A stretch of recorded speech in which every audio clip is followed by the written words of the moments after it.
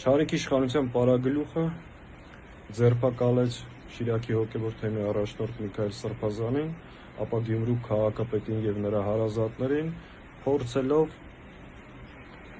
ապահովել իր ազատ մուտքը Գյումրի եւ բեմադրել հերթական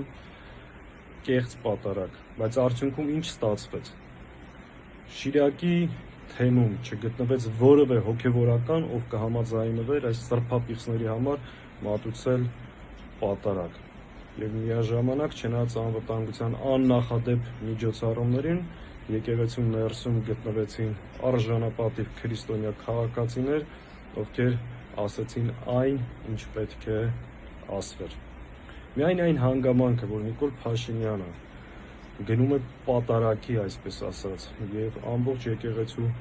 եկեղեցին շրջափակում է ոստիկաններով եւ եկեղեցու կողքը կանգնեցնում են քաղաքացիների համար բերման ենթարկելու համար հարմարեցված